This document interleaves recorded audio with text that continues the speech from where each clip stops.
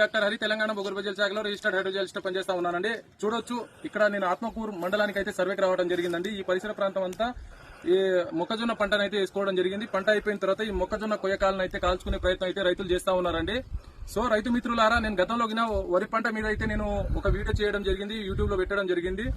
అయినా రైతులు మరలా అంటే వాళ్ళకి అవగాహన లేకపోవడం, అవగాహన లోపంతో ఈ మొక్కజొన్న కొయ్యకాలను అయితే కాల్స్తా ఉంటాయండి. అంటే అక్కడ నత్రజని, ఫాస్ఫరస్ కావచ్చు, పంటలు ఉండే పురుగులు కావచ్చు, అవన్నీ చచ్చిపోవడం వల్ల పంట దిగుబడి అనేది మరోసారి వేసుకున్నప్పుడు తక్కువ అయ్యే అవకాశాలు ఎక్కువ ఉంటాయి. కాబట్టి రైతులకు ఎలాంటి అవగాహన లేకపోవడం, పంటలు కాల్చుకోవడం అయితే జరుగుతూ ఉందండి.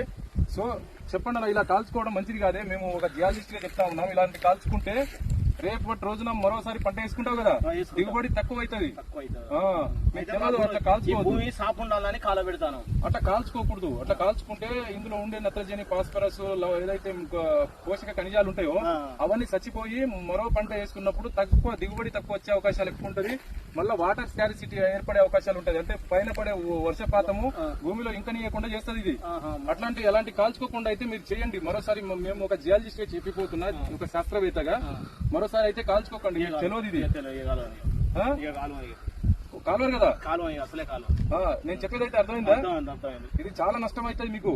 మీ లోకల్ ఏఓ గారు చెప్పాలా ఇవన్నీ చెప్పాలి. వాళ్ళు అవగాహన కల్పించకపోవడం వల్లనే మీకు డైరెక్ట్ కాల్స్తా ఉన్నారు. అంతా సాఫ్ చేసుకుంటాను. ఇక మళ్ళీ వాన పడితే కాలదని కాల పెడతాను.